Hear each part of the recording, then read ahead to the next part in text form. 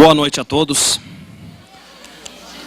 É com muita satisfação que a Universidade 9 de Julho anuncia a realização da última noite do seminário Gestão Pública dos Entes Federativos, Desafios Jurídicos da Inovação e Desenvolvimento, com o apoio do projeto Pensando o Direito, da Secretaria de Assuntos Legislativos do Ministério da Justiça e do Programa das Nações Unidas para o Desenvolvimento, saudando a todos os que estão presentes neste auditório e também aqueles que nos assistem diretamente pela TV Uninove. As reflexões provenientes dos painéis ocorridos na quarta, quinta-feira e hoje pela tarde, e também do painel que será realizado hoje, agora pela noite, iniciam material relevante para as pesquisas que estão sendo realizadas a propósito do tema Gestão da Força de Trabalho das Administrações Públicas dos Entes Federativos. Para compor a mesa, chamamos as seguintes autoridades. O diretor do curso de Direito da Universidade 9 de Julho, professor Sérgio Pereira Braga.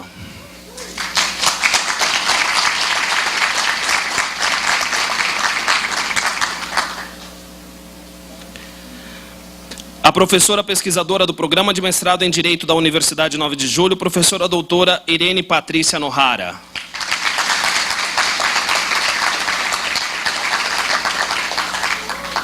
A professora pesquisadora do Programa de Mestrado em Direito da Universidade 9 de Julho, professora doutora Mônica Bonetti Couto.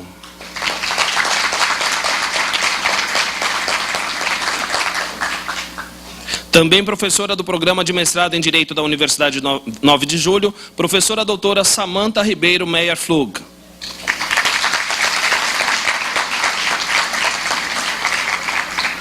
E o palestrante dessa noite, que é secretário de Assuntos Legislativos do Ministério da Justiça, professor doutor Marivaldo de Castro Pereira. Senhoras e senhores, pedimos, por favor, que se levantem para acompanharmos o hino nacional brasileiro.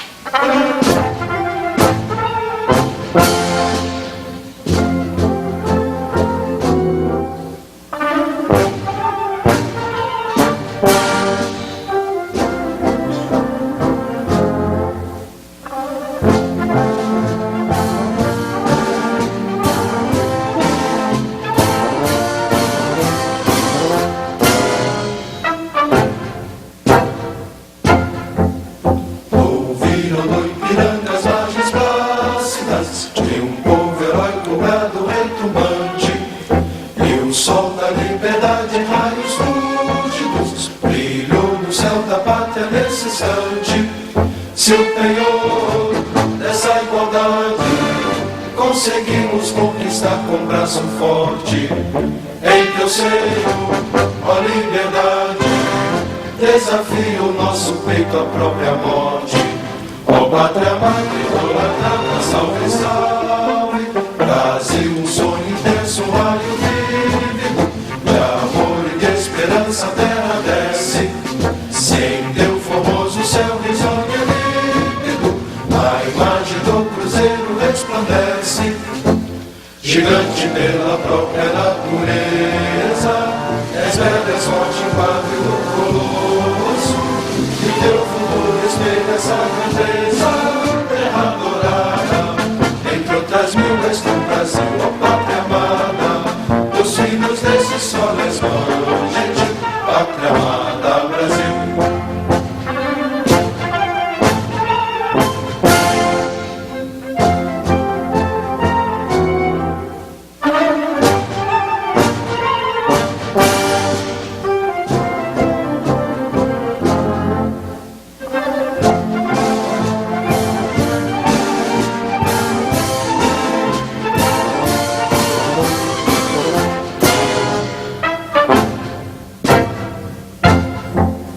Deitada eternamente nesse esplêndido, ao som do mar e à luz do céu profundo, fulguras ao Brasil, florão da América, iluminado ao sol do novo mundo, do que a terra mais garrida, seus risonhos lindos campos têm mais flores, nossos bosques têm mais vida, nossa vida no teu seio mais amores.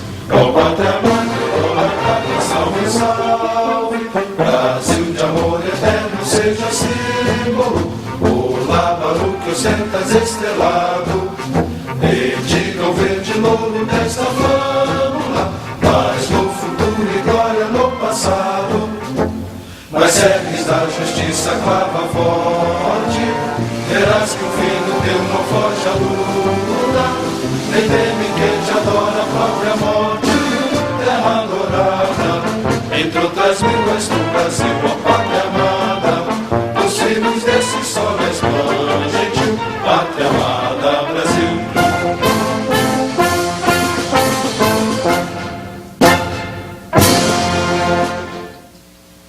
Para a abertura dos trabalhos dessa noite, passamos a palavra à professora do curso de Direito e do programa de mestrado em Direito da Universidade 9 de Julho, professora Mônica Bonetti Couto. A professora é doutora e mestre em Direito das Relações Sociais pela Pontifícia Universidade Católica e é professora vinculada à Diretoria de Pesquisa em Direito da Uninove, professora permanente do programa em mestrado em Direito. Representando nesse momento o coordenador do programa de mestrado em Direito, professor Vladimir Oliveira da Silveira. Com a palavra, professora Mônica.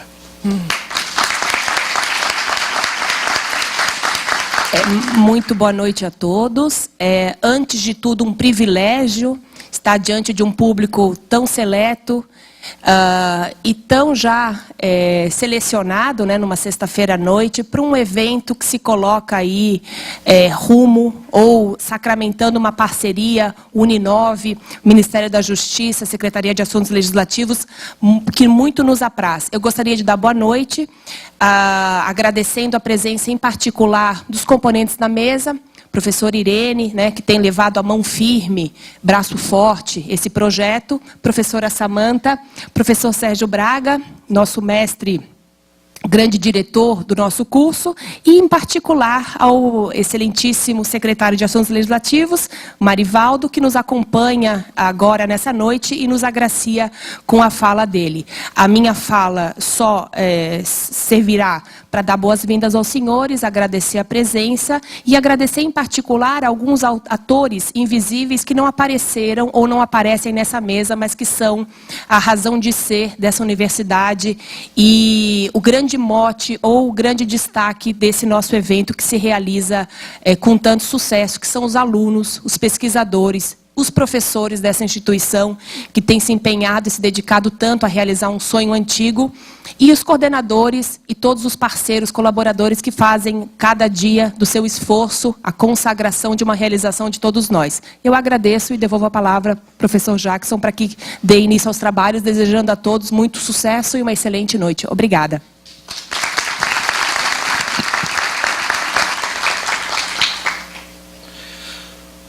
O palestrante que nos agracia com a exposição magna dessa noite é o festejado Dr. Marivaldo de Castro Pereira. É formado em Direito, com mestrado em Direito Processual Civil pela Universidade de São Paulo. Subchefe adjunto da Subsecretaria para Assuntos Jurídicos da Casa Civil da Presidência da República desde setembro de 2007. Ocupou o cargo de diretor do Departamento de Política Judiciária entre 2005 e 2007.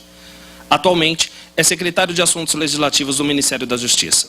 Senhoras e senhores, com vocês, Dr. Marivaldo de Castro Pereira.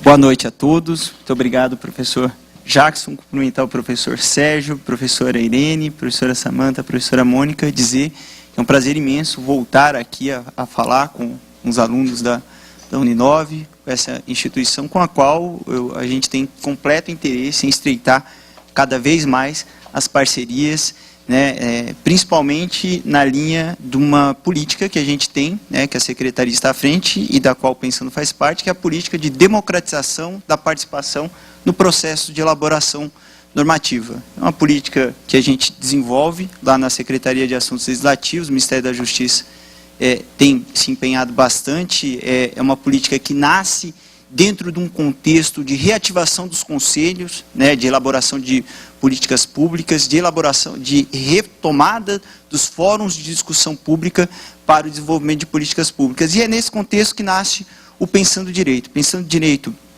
vem a partir de 2007, com o grande objetivo de abrir as portas para a participação no processo de elaboração normativa. Abrir as portas tanto da sociedade, para a sociedade, como para a academia. Ou seja, a ideia é aproveitar o acúmulo, a riqueza das discussões feitas na academia para aprimorar o processo de elaboração de leis que acontece no Congresso Nacional. O que a época, o que se avaliou é o seguinte: havia, né, e ainda existe, um preconceito muito grande, né, há uma barreira simbólica muito grande nessa discussão entre o que se passa no Congresso Nacional e aquilo que se passa na academia.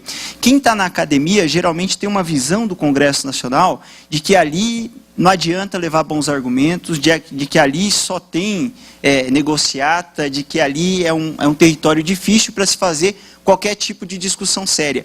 Infelizmente, essa visão negativa do Congresso Nacional, ela acaba sendo propagada, muitas vezes indevidamente pelos meios de comunicação, acaba sendo ampliada. E isso acaba ficando incutido na cabeça da academia, na cabeça da sociedade, e muita gente acha que não é possível levar discussões importantes, discussões sérias no âmbito do Congresso Nacional. No dia a dia, e nosso trabalho, a Secretaria de Assuntos Legislativos é a Secretaria do Ministério da Justiça que acompanha o dia a dia do Congresso Nacional, que acompanha o dia a dia dos projetos relacionados ao Ministério da Justiça. Isso não é pouco, o ministro costuma dizer, o Ministério da Justiça tem uma pauta tão ampla que vai da tanga à toga. A tanga por causa do índio, né? E a toga, que é a reforma do judiciário, os assuntos relacionados ao sistema de justiça passam por lá. Então nós, no dia a dia, fazendo esse acompanhamento, o que é possível perceber? Que muitas vezes um bom argumento, muitas vezes não, é muito comum você levar um bom argumento, esse argumento acabar convencendo muita gente e acabar prevalecendo. E esse argumento que é levado ao Congresso Nacional, que acaba prevalecendo, vai acabar refletindo num ato normativo, numa lei. E essa lei vai ter impacto na vida de toda a população, ou pelo menos de uma grande parcela da população. Ou seja, há sim, no âmbito do Congresso Nacional, um espaço para um debate democrático, um debate coerente, um debate sério e democrático. E esse espaço precisa ser ocupado por quê? Porque ocupando esse espaço, nós temos a oportunidade de contribuir, de dar a nossa contribuição, que seja o nosso tijolinho para a construção de uma sociedade mais moderna, para a construção de uma sociedade mais igualitária, para a construção de uma sociedade mais justa. E é com base nessa filosofia que nós temos tocado os trabalhos no âmbito da Secretaria de Assuntos Legislativos. E dentro desse contexto, o projeto Pensando Direito possui um papel central. Um papel importantíssimo. O projeto Pensando Direito, como eu coloquei, ele tem como seguinte pressuposto. Ele pega um problema vivenciado pela administração pública ou pela sociedade, mapeia esse problema e constrói um edital de pesquisa. Um edital de pesquisa nos termos na linha geral, cotidianamente, como vem no meio acadêmico? Não. As nossas pesquisas tem como objetivo central buscar uma solução, buscar uma proposta ao final, ter um resultado final que possa ser incorporado pela administração, esclarecendo um pouco melhor. A ideia não é ter uma pesquisa que diga como funciona determinado instituto na Áustria, como funciona na Alemanha, como funciona na Inglaterra, e aí ponto final, não dizer como é que a gente, e aí, como é que a gente fica aqui no Brasil.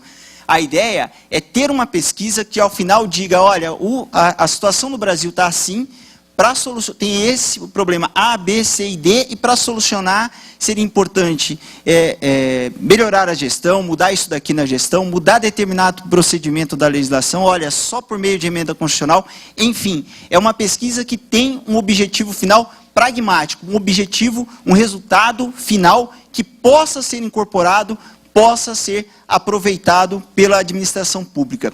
Como é que se desenvolve essa pesquisa? Essa pesquisa se desenvolve em parceria com instituições acadêmicas que tenham na sua equipe membros da graduação, membros da pós-graduação e que tenham também, que promovam também ao longo dessas pesquisas debates públicos que permitam a participação da população.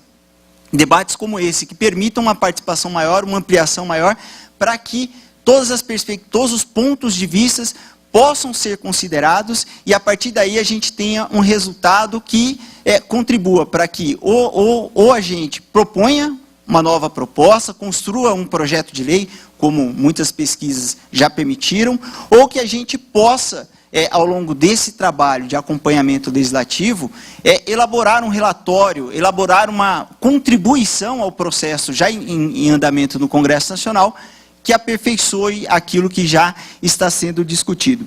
Ao longo de todos esses anos de pesquisas, e aí é isso que torna o projeto tão bem sucedido, nós tivemos pesquisas extremamente importantes e que já resultaram em inúmeras contribuições a discussões que estão aí presentes. Uma pesquisa que eu acho que é a mais simbólica, e aí não necessariamente de um projeto de pesquisa, mas no âmbito de um processo de debate público, que está sendo muito comentado, é o Marco Civil da Internet, que é um projeto de lei que foi construído por meio desse processo participativo, talvez o caso mais bem sucedido de construção de projeto de forma participativa que a gente tenha no país. É um projeto até na ONU, a gente já foi falar sobre esse projeto, sobre o processo de construção. Sobretudo porque internet é sinônimo de participação.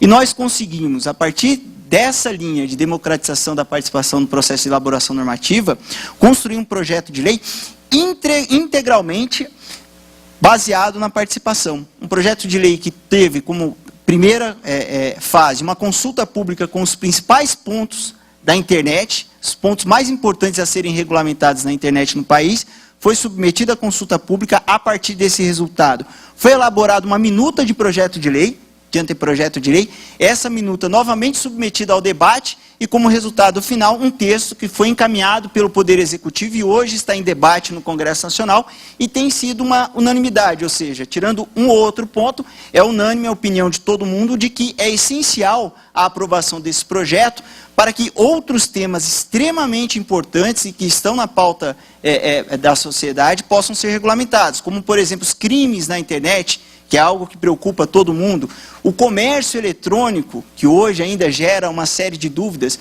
a própria liberdade de expressão. Agora nas eleições nós temos assistido uma série de decisões que são discutíveis em relação à liberdade de expressão, as medidas cautelares tomadas pelos juízes, né? Ou seja, você tem lá uma rede social que tem um site, um vídeo que é ofensivo a alguém, você tira a rede social do ar. Será que essa medida é a medida mais condizente com a liberdade de expressão para resguardar tanto o direito individual do ofendido, como a liberdade de expressão daqueles que atuam naquela rede social? Enfim, todos esses temas precisam ser regulamentados e a aprovação de um projeto que foi construído com ampla participação daqueles que atuam na internet, de empresas, de usuários, de provedores de serviços, esse projeto será a base de tudo isso e é a partir desse processo de participação. Um outro ponto, e aí é importante colocar como resultado do Pensando Direito, que um outro projeto que é de autoria do Executivo, extremamente importante para atacar um tema que é central para a gente, que é o combate à corrupção, né? É um projeto que disciplina a responsabilidade de pessoa jurídica por fraude contra a administração pública. Todo mundo assistiu aqui, acho que grande parte viu, quando teve um programa jornalístico que mostrou, simulou, né, um jornalista como se fosse um membro da administração pública e fingia ali que estava querendo contratar determinados serviços e aí ali aquele grupo de empresários dizendo, olha, veja bem, é a cultura do mercado e tal. Ou seja, aquilo mostrou uma realidade que é muito preocupante, né? De que você tem uma cultura de corrupção que não é necessariamente do poder público, mas você tem também no setor privado. Você tem uma cultura de corrupção daqueles que querem contratar com o poder público e já consideram isso regra do jogo, e já atuam assim, né?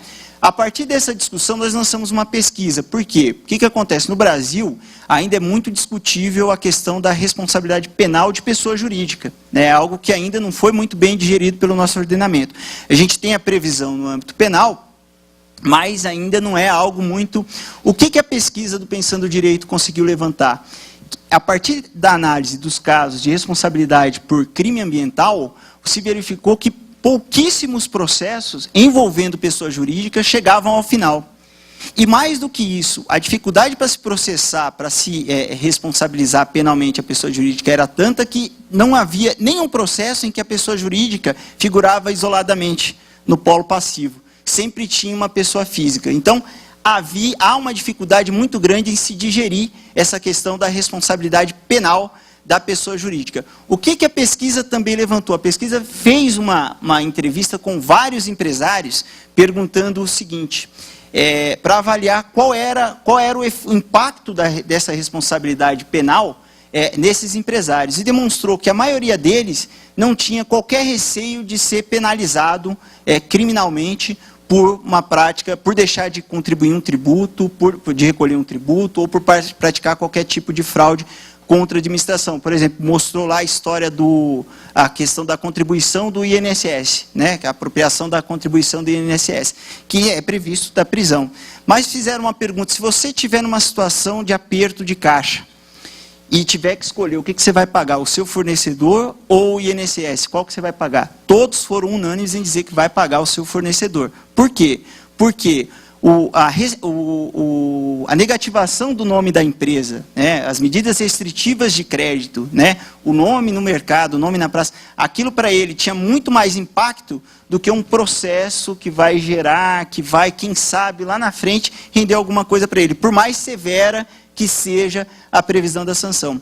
Pois bem, qual foi a conclusão da pesquisa? A conclusão foi de que a saída para você combater a corrupção, essa chamada cultura do mercado da corrupção, não está no âmbito penal. E aí é a grande tentação que a gente tem hoje no âmbito legislativo, né?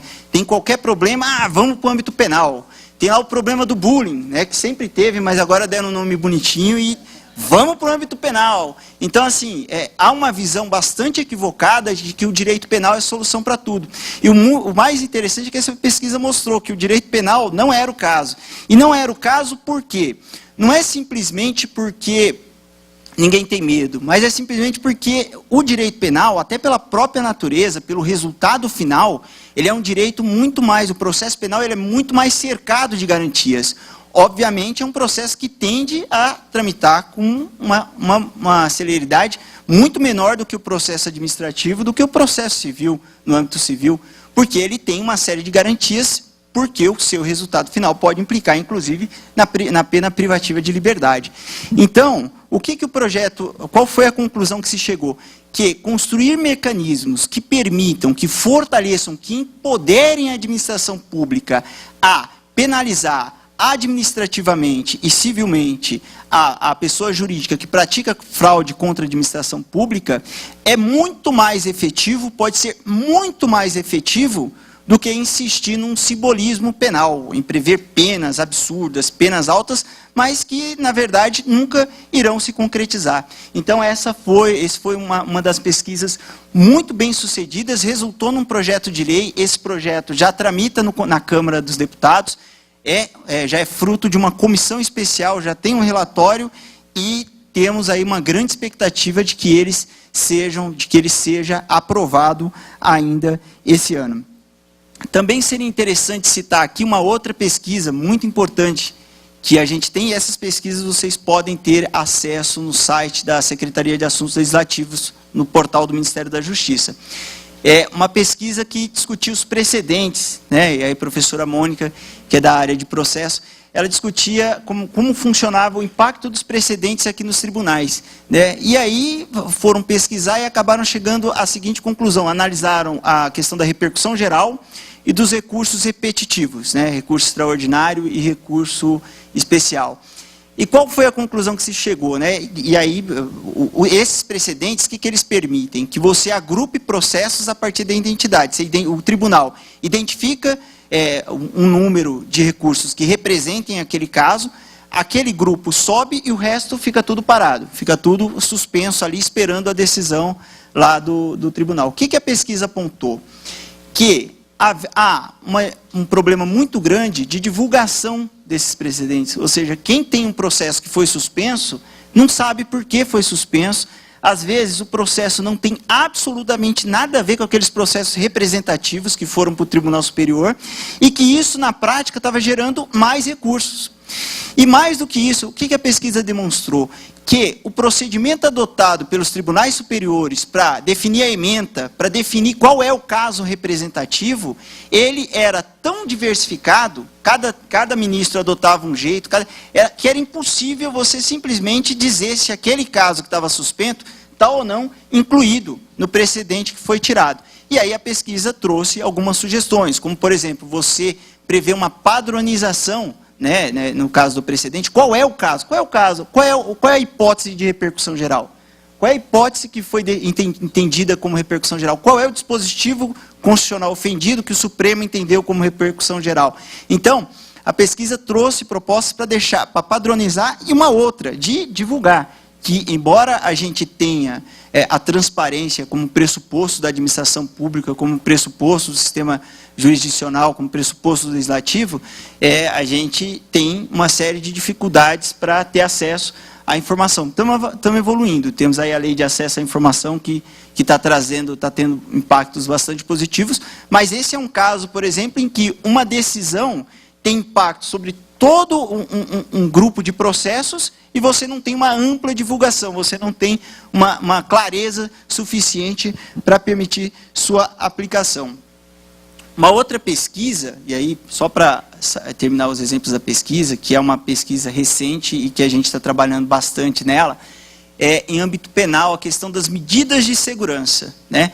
Medida de segurança é aquela, entre aspas, né, não deveria ser, mas é a sanção aplicada àquele sujeito que pratica o crime, mas é considerado inimputável, né, incapaz, ou seja, ele não tem condições de responder por aquele crime. O que se verificou? Esse sujeito apenado, esse sujeito que é incapaz e que não vai ser submetido à prisão, é submetido à chamada medida de segurança, ele acaba sendo submetido a uma situação muito pior que aqueles que são condenados à prisão. E olha que a situação daqueles que são condenados à prisão já não é, né, os presídios brasileiros não estão aí entre aqueles, né, mais garantidores de direitos do mundo, né? O que se verificou?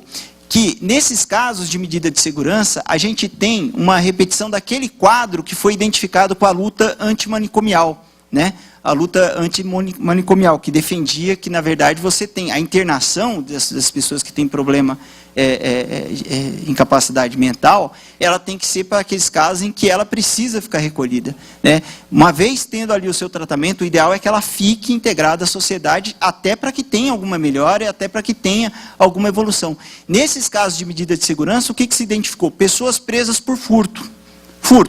Presa por furto, foi condenada por furto. Aplicou-se a ela a medida de segurança, fica 10, 20 anos abandonada em situações assustadoras, em situações assim que muito pior do que qualquer situação de presídio, sem atendimento médico, nessas situações que a gente costuma ver nessas casas de internação, que foram essas situações que motivaram a luta antimanicomial. Até como fruto dessa pesquisa, nós temos promovido um debate junto ao Departamento Penitenciário Nacional, junto ao Conselho Nacional de Política Criminal e Penitenciária, para tentar fazer uma construção em relação às medidas de segurança. Não tem nenhum sentido uma pessoa que pratica um crime, é óbvio, você tem situações em que o sujeito tem periculosidade, óbvio, você tem que recolher, não é isso que a gente está dizendo.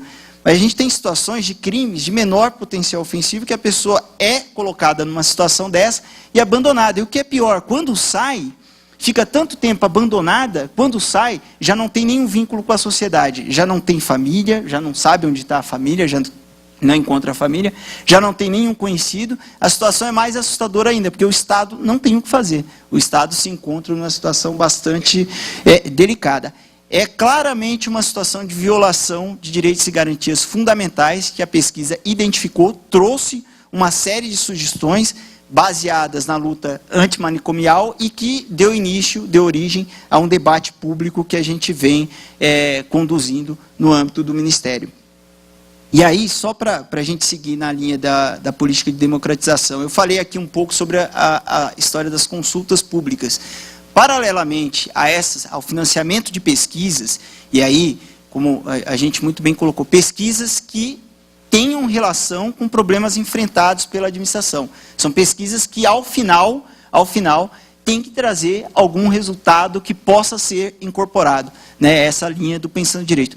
Nós desenvolvemos também, e aí com a ideia de ampliar para além da academia, para a gente ter um trabalho de interação maior com a sociedade, um portal de consultas públicas, né? Começou com o Marco Civil da Internet, que eu já mencionei aqui, mas deu origem a uma série de outros debates de grande interesse para a sociedade. E aí poderia colocar aqui o debate público sobre o projeto de lei de proteção de dados pessoais, que é uma preocupação muito grande, todo mundo tem. Você vai, compra numa loja, faz o seu cadastro, de repente os seus dados estão circulando, você começa a receber e-mail, quem aqui não passa por essa situação? Você começa a receber e-mail de tudo quanto é lado, de um monte de loja, de um monte de propaganda que você nunca teve contato na vida. Então, essa é uma preocupação muito grande que vem surgindo hoje, sobretudo com a disseminação da internet. Então, tem um projeto de lei que foi submetido a esse amplo debate público, um debate público que permite não só oferecer contribuições, mas discutir, debater, rebater outros comentários que foram colocados e, ao mesmo tempo, aproveitar as discussões que ocorrem nas redes sociais. Fizemos esse processo com o projeto de lei de proteção de dados pessoais, classificação indicativa, que é um tema bastante sensível, vira e mexe, vem à tona, toda vez que surge uma novela nova, vem à tona o tema da classificação indicativa, que também é um tema de interesse, de amplo interesse social. Fizemos também com o Código de Processo Civil, que foi um processo que a gente imaginava que teria pouca contribuição, teria pouca participação em razão do caráter técnico da discussão processual, e, para nossa surpresa, foi um debate que teve uma excelente repercussão. Recebemos muitas sugestões extremamente positivas, e o mais interessante, e isso é muito bacana, no uso da internet para esse tipo de debate público. Recebemos contribuições não só de advogado que está ali no dia a dia do processo, recebemos contribuições de servidores de fórum, oficiais de justiça, recebemos contribuições de usuários do sistema de justiça, de movimento social preocupado com a questão, por exemplo, da reintegração de posse, que é um processo sumário e que vem aí dando ensejo a uma série de violações de direitos e garantias. Enfim, foi uma consulta pública que resultou num relatório e que pautou grande parte das sugestões do Ministério na discussão do Código de Processo Civil no âmbito do Congresso Nacional. Fizemos também a consulta pública do Código Comercial, mesma coisa, que foi encaminhada para lá, e faremos outras. Então, até alertando os professores para ficarem atentos, porque está aí um bom pretexto para trabalhar alguns temas em sala de aula e até permitir com que os alunos construam, tragam suas contribuições para ajudar nesse processo. Então, essa é a linha, em linhas gerais, os principais projetos da política de ampliação da participação no processo de elaboração normativa do Ministério. Até o final do ano, e eu espero vir aqui lançar isso, nós pretendemos lançar um portal onde estarão hospedadas todas as pesquisas do projeto Pensando Direito, onde estarão todas as consultas públicas do projeto Pensando Direito, informações sobre os principais projetos de interesse do Ministério da Justiça em tramitação, e o que é mais importante, e isso tem sido muito caro para a gente, um espaço para que a sociedade civil possa apresentar propostas, possa fazer sugestões. E isso, e aí muita gente pode dizer, pô, eu vou apresentar, muitas vezes a pessoa tem uma ideia boa, viu lá, conhece o assunto, trabalha com o assunto, sabe que tem um obstáculo que gera uma série de problemas burocráticos, sabe o que tem que ser atacado para resolver, mas fala, vou mandar para onde? Olha, se mandar para a SAL será muito bem-vindo, será muito bem recebido. E digo isso porque nós temos trabalhado com projetos que a gente recebe, por exemplo, Pastoral Carcerária, mandou para a gente recentemente um projeto, conseguimos trabalhar, mandamos para o Congresso Nacional e deu origem a uma lei excelente, né, que contribui para a proteção de direitos e garantias. Temos conversado com a academia, do mesmo jeito. Então, assim, a ideia é ter um portal que permita não só as pessoas acessarem o conteúdo, mas também mandarem suas sugestões para o Ministério da Justiça, para que a gente possa fazer esse debate. E aí, por fim, falar um pouco desse edital que a gente soltou, do qual a professora Irene está coordenando uma das pesquisas, né, que é esse edital. A partir da evolução do projeto Pensando o Direito, nós avaliamos uma necessidade muito grande de se começar a discutir administração pública. Precisamos discutir a administração pública. Nós temos um histórico de discussão que tivemos na época do governo Fernando Henrique, uma discussão sobre a modernização da máquina pública, mas que teve um enfoque muito na redução de custos, né? Um momento de crise, um enfoque muito na redução de custos, uma inspiração bastante forte neoliberal. Mas a partir dali, nós tivemos momentos muito tímidos de discussão da reformulação da máquina administrativa. E nós vivemos um momento em que o poder público está, felizmente, aumentou bastante a transparência, a gente tem uma ampla cobertura da mídia sobre o poder público, qualquer coisa que tem, aparece algum problema, algum erro, isso aparece na imprensa, é criticado, e a crítica não é ruim. Crítica não é ruim. O governo, quando ele é criticado, a crítica é importante por quê? Porque, primeiro, se ele está certo, se não tem erro nenhum, você vem a público, faz o debate público e esclarece que o procedimento está correto. E se está errado, você melhora o procedimento. Isso é importante dizer. A partir da criação do portal da transparência pública, que é um portal onde você pode acessar os dados da administração pública, não há a menor dúvida de que diversos procedimentos da administração foram aperfeiçoados a partir das críticas surgidas a partir desse portal. Processo que certamente será potencializado com a lei de acesso à informação. Mas então, o que a gente chegou à conclusão? De que era necessário a gente retomar essa discussão de modernização e transparência da administração. E aí construímos um edital focado nisso, com temas como licitação, com temas sobre a questão dos servidores públicos, com tema sobre o processo administrativo, enfim, construímos um conjunto de propostas que, em parceria com o Ministério do Planejamento, em parceria com a Controladoria Geral da União, em parceria com a Advocacia Geral da União, enfim, em parceria com todos os órgãos do governo federal interessados, com o objetivo de que, ao final, a gente possa ter um conjunto de propostas que ajude a tornar a administração um pouco mais célere. Se a gente for avaliar hoje, e aí quem se interessa pela área de direito público, vai verificar, nós temos hoje uma lei de licitação que é absolutamente ultrapassada.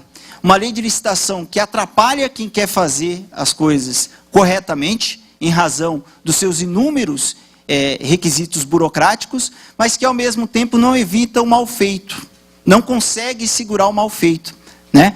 Nós temos nós temos um sistema de concursos públicos onde vira e mexe, você tem ali uma urgência para contratar, tem todo um prazo para contratar, mas facilmente ou qualquer interessado consegue barrar o andamento desse concurso com uma ação judicial. Ou, muitas vezes, quem quer ainda consegue fraudar o concurso público. Enfim, são uma série de exemplos que a gente precisa aperfeiçoar. Execução de contratos no âmbito da administração pública. Você tem toda aquela tramitação para efetivar a contratação, e após a contratação você não tem um acompanhamento efetivo da execução. Terceirização hoje virou o grande problema da administração pública.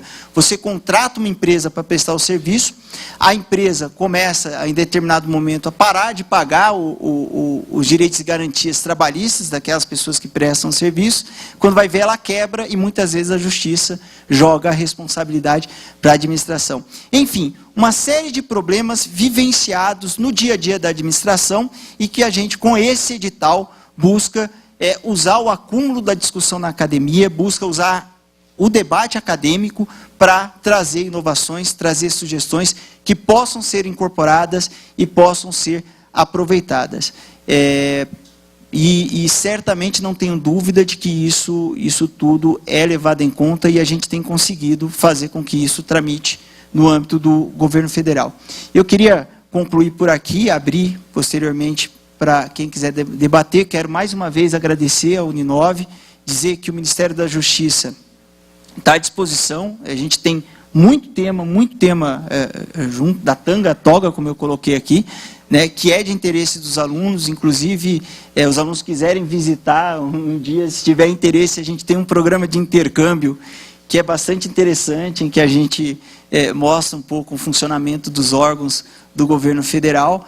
E a gente tem todo o interesse em trazer. É muito importante para a gente trazer o que está sendo discutido lá em Brasília, lá no Congresso Nacional, no âmbito do Poder Executivo, para a universidade, para a sala de aula. É muito importante porque é essencial fomentar a participação, fomentar o debate, fomentar o interesse dos alunos por determinados temas, porque isso é cidadania, isso é exercer a cidadania. E a gente só constrói um país melhor, só constrói um poder público melhor, só constrói uma sociedade melhor quando a gente exerce a cidadania. E isso é essencial, isso é fundamental. Qualquer curso que seja, isso é um dever de qualquer cidadão que queira contribuir para uma sociedade melhor, para um Estado melhor. Então, por isso até parabenizo vocês estarem aqui numa sexta-feira à noite, de chuva, né, com um boteco no caminho, né, do metrô para cá, né, mas eu quero agradecer muito a presença de vocês e fico à disposição aí para eventuais perguntas.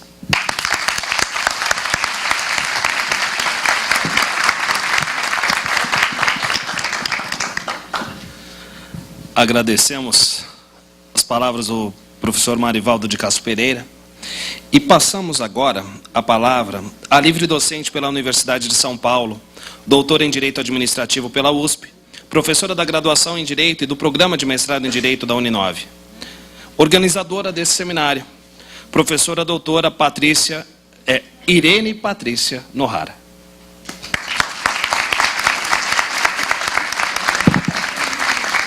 Bom, boa noite a todos. É inenarrável a minha alegria nesse momento, a minha satisfação com o evento e o transcurso dele, apesar de alguns percalços, né, durante o evento. O professor Gilberto passou mal, mas já está um pouco melhor. E a gente adiantou um pouco a palestra que seria hoje sobre a reforma do Estado, que meus alunos do mestrado já estão até cansados de ouvir eu falar tanto nesse assunto, que é um assunto que se inicia, inconcluso, né? A gente percebe pelo que a gente está pesquisando aqui com o projeto Pensando Direito, e externar que eu era uma pessoa que me achava bastante idealista e me encontrei uma equipe que é mais idealista que eu e que realiza coisas tão preciosas para a democracia e para o avanço das instituições, e a vivência da democracia é plena quando a gente percebe que existe um projeto como Pensando Direito, que a Uninove tem muito orgulho de receber. Nosso programa de mestrado, o professor Vladimir, que está representado pela Mônica, também está muito satisfeito com a realização desse nosso projeto e com o acolhimento caloroso que nós obtivemos em Brasília, e nos esforçamos ao máximo. Estamos aqui, nossa equipe composta por eu, o Vladimir, a Samanta, os nossos pesquisadores que estão aqui, né, a Gláucia Cobelles, a Daniela Bittencourt, a Lisiane Parreira, o Anderson, a Érica, enfim, estamos todos aí semanalmente envolvidos em mandar nossos formulários para todos os entes federativos e curiosos pela resposta, porque eu tive a oportunidade de ir a um seminário sobre o Pensando em Brasília e realmente me apaixonei, porque é uma crítica que a gente faz na universidade e a gente percebe que o poder público está à frente e o poder público transformando a mentalidade da universidade no sentido de as teses serem testadas na realidade. É o básico, né, que se espera ali do conhecimento científico, evidentemente que tem o conhecimento de diversos caráteres, mas para mim foi muito significativo e eu estou tendo a oportunidade até de testar aqui os trabalhos que eu venho realizando ultimamente e estou curiosa pelos resultados práticos desse trabalho. Então, bom, como eu falei bastante ao longo desse tempo todo e está tudo registrado, a gente gostaria até de finalizar, depois dessa exposição brilhante, com tantos projetos incríveis que a sociedade civil pode fazer parte, ressaltando aqui alguns pontos que foram consensuais, relativamente consensuais, ao longo desses 3 dias de eventos, né? E eu gostaria até de observar que a estruturação do seminário de gestão dos entes federativos foi com base numa visão multidisciplinar, porque não poderia deixar de ser gestão pública e direito administrativo no seu diálogo, que é um grande sonho que eu sempre tive, enfim, e que eu percebi que não houve, ao longo das minhas pesquisas, um debate mais profundo ou um respeito recíproco entre burocratas e administrativistas. E que hoje em dia, pelos expositores que nós tivemos aqui ao longo dos nossos painéis, nós pudemos perceber que há uma demanda muito grande e uma percepção da necessidade desse diálogo. Até no Fórum de escolas de governo, isso foi apontado, que os próprios servidores públicos, diante dessas transformações na legislação, sobretudo a legislação do direito administrativo, por exemplo, no caso das licitações, as licitações antigamente eram aí meios, instrumentos, né, que o poder público se utilizava, procedimentos, para obter uma contratação mais vantajosa e garantir a igualdade nessa contratação. Os objetivos eram vistos tão somente da perspectiva contratual. E, atualmente, com as transformações da licitação, tendo em vista as alterações legislativas, existe o objetivo de promoção do desenvolvimento nacional sustentável por meio da licitação. Então, por meio da licitação, há uma promoção de uma política de utilização da capacidade de compra do governo para a promoção do desenvolvimento nacional. Então, quem faz a licitação? Os servidores públicos, eles precisam ser capacitados dentro desse novo viés, e eles estão preocupados com isso, né? Então, o Minifórum de Escola de Governo também apresentou aí alguns dados bastante interessantes para a coleta da pesquisa. E, para finalizar, nós iremos aqui ressaltar alguns pontos que foram relativamente consensuais. A ideia inicial era elaborar uma espécie de um documento. Só que eu percebi, nós da área acadêmica, nós temos muito problemas com esses documentos, né? Até a gente ter, porque às vezes eles vêm com intenções que são unilaterais, não são críticas, e, enfim, não problematizam as perspectivas apresentadas. Mas outro aspecto também que foi dificultoso do momento do documento é que nós queríamos que a escola de governo, que o Fórum da Escola de Governo tivesse representante de todos os entes federativos, porque a pesquisa de gestão pública da força de trabalho dos entes federativos. E só conseguimos, infelizmente, por conta do tempo e, enfim, da grandeza de todos os palestrantes e tudo que aconteceu e do tempo que vai mais rápido, né, ultimamente, com essas transformações tecnológicas e demandas. Então, infelizmente, só conseguimos, não obstante fizemos ali o convite, representantes do âmbito estadual e federal. Então, eu não achei que seria pertinente um documento se o município não estivesse representado no debate. Então, resolvemos que iríamos elaborar alguns pontos de reflexão sobre os rumos da gestão pública eficaz e o direito administrativo do futuro, como uma espécie de contribuição para que haja essa possibilidade de interlocução dentro dos paradigmas novos do direito administrativo, que consideram os pontos positivos da burocracia, no sentido de garantir os princípios republicanos e democráticos, mas também dentro de um novo viés que considere as necessidades da gestão pública. Então, nesse momento, vamos passar a palavra à Samanta, que ela irá ler aqui os pontos que foram pontos debatidos. Muito obrigada.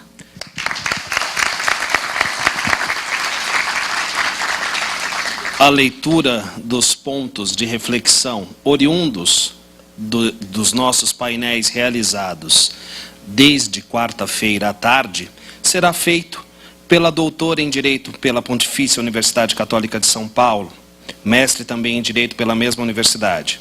É pós-doutoranda em Direito Constitucional pela Universidade Clássica de Lisboa, sob a orientação do professor Jorge Miranda. É advogada e atualmente é professora da graduação e do programa de mestrado em Direito da Universidade 9 de Julho. Senhores e senhoras, com vocês, professora doutora Samanta Ribeiro Meyer-Flug.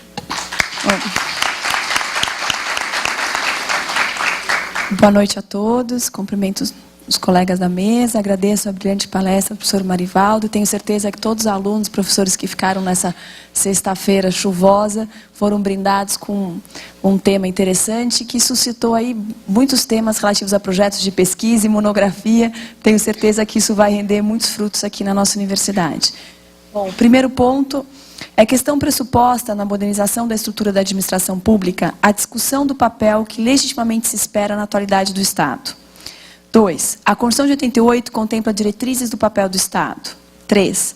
A aplicação prática do direito administrativo, que depende de uma boa gestão pública, deve ser voltada à máxima eficácia dos direitos fundamentais constitucionais. 4. O Estado Democrático de Direito, enunciado e garantido na Constituição de 88, ainda não foi despido de sua função jurídica de promotor de direitos sociais, muito embora esta seja uma concepção dinâmica e que possui seus condicionamentos. 5. O terceiro setor tem inquestionável relevância, devendo ser fomentado pelo governo. 6. Não se confunde atividades de caráter voluntário da sociedade civil organizada, que são importantes e úteis, com o pleno exercício dos direitos sociais. 7. Os serviços públicos que veiculam direitos subjetivos sociais conferem aos beneficiários o status de cidadania, o que inclui o dever e a responsabilidade de exigência criteriosa aos prestadores, sejam eles a administração pública ou os delegatários. 8. Os prestadores de serviços públicos não fazem em caráter voluntário, isto é, apesar de todos os condicionamentos orçamentários existentes, ainda assim existe um grau de exigibilidade que não pode ser delimitado a priori do cumprimento de obrigações. 9. O comprometimento e eficiência da força de trabalho da administração pública são fatores que dependem não só da formação, mas também da ambiência na qual se desenvolvem as funções.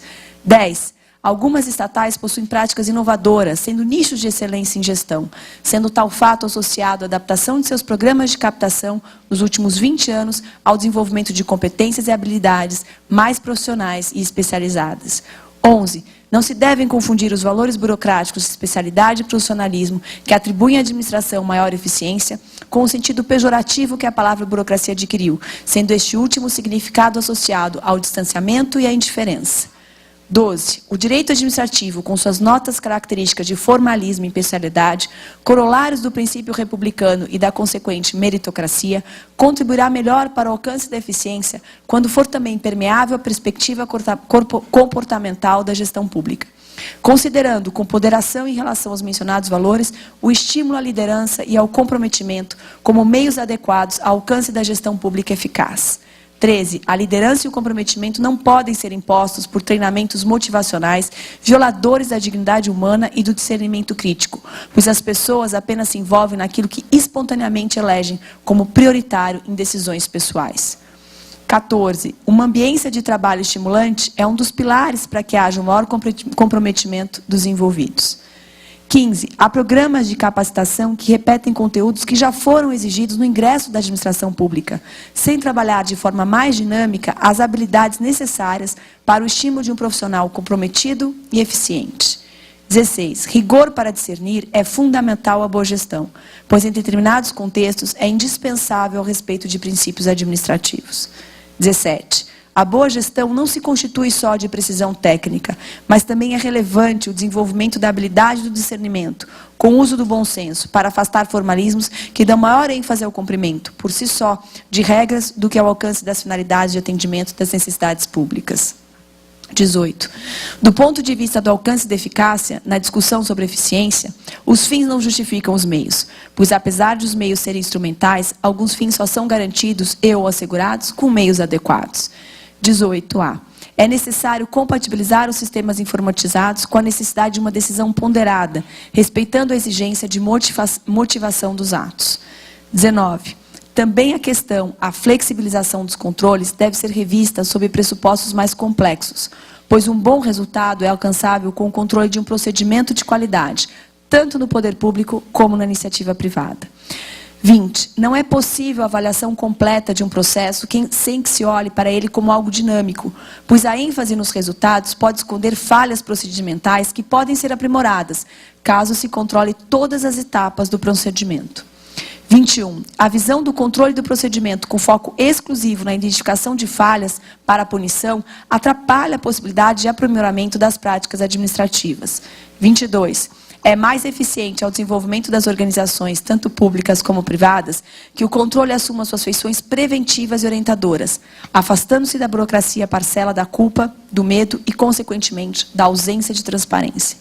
23. A boa gestão pressupõe não só o rigor técnico, que em determinados contextos é indispensável a respeito dos princípios administrativos, mas também a habilidade de discernimento dos administradores, para não darem ênfase a interpretações impeditivas de pleno exercício dos direitos dos cidadãos. 24. Os sistemas de avaliação de desempenho devem se voltar à melhoria das relações na organização.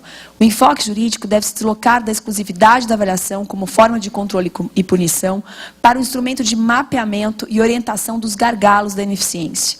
25. A forma com que são criados muitos cargos, sem carreiras mais abertas, dificulta na sua adaptação às transformações sociais. 26. Na ascensão da carreira pública, deve haver formas mais objetivas de premiação dos servidores engajados e comprometidos, dentro de critérios meritocráticos. 27. A plena eficiência dos princípios da prevenção e da precaução nas atividades do Estado depende também do refinamento do juízo do gestor para a fiscalização do momento anterior à ocorrência do dano, o que pressupõe controle preventivo e concomitante. 28. Há uma dinamicidade nas expectativas em relação à atuação do Estado, em função das rápidas transformações sociais e tecnológicas, que reforça a necessidade de uma gestão pública eficaz. 29. Um dos grandes desafios da atualidade é imprimir uma ação eficiente à máquina administrativa para evitar riscos, antes que os prejuízos aconteçam, sendo ainda tal questão multidisciplinar. 30. Também a discussão sobre a mudança na estruturação das carreiras públicas deve ser focada em função de sua complexidade, pois há inúmeros fatores envolvidos, econômicos, jurídicos, administrativos, psicológicos e políticos. 31. A complexidade deve ser discutida, mas ela não deve ser utilizada como argumento impeditivo do aprimoramento das práticas de gestão pública, que, para ser eficaz, deve pressupor, além do planejamento criterioso, periodicamente revisto e ponderado, também uma execução criteriosa. 32. É preciso capacitar também os agentes que executam, que devem compreender a metalidade do plano discutido. Ideal que o treinamento envolva todos, tanto os que elaboram os planos, como os que executam as tarefas deles derivadas, pois de nada adianta o servidor público fazer a captação e sua chefia não estimular a aplicação prática dos novos conhecimentos adquiridos. 33. As mudanças não ocorrem só de cima para baixo, a partir de reformas legislativas, muito embora, em diversos casos, elas sejam indispensáveis, mas há práticas inovadoras que promovem eficiência de baixo para cima. 34. O projeto Pensando o Direito é um exemplo de prática inovadora, de interlocução e democratização na feitura das leis, pois a abertura à comunidade científica e à sociedade civil permite o debate criterioso já no nascedouro dos projetos, promovendo o substrato crítico também para as propostas em trâmite. E 35. O direito administrativo do futuro deve considerar as necessidades da gestão pública e a gestão pública não pode mais ser estabelecida à margem do direito. Para isto, é indispensável que haja uma mudança de consciência de todos os envolvidos. Muito obrigada.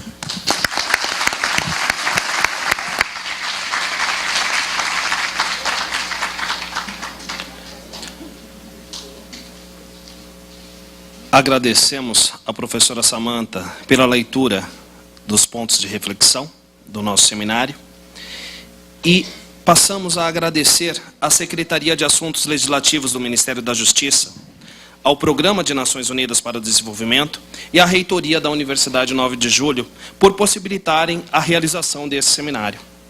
Agradecemos ainda a todos os palestrantes, ícones do direito e da gestão pública, que nos agraciaram durante esses 3 dias de evento com análises que contribuíram com um projeto Pensando o Direito e possibilitarão o propósito em fomentar a eficiência e a eficácia da gestão pública dos entes federativos. Obrigado ainda a todos os presentes nesse auditório, docentes da Universidade 9 de Julho, discentes da Universidade 9 de Julho, ainda aqueles que nos assistem pela TV Uninove. E a todos eu desejo um excelente final de semana.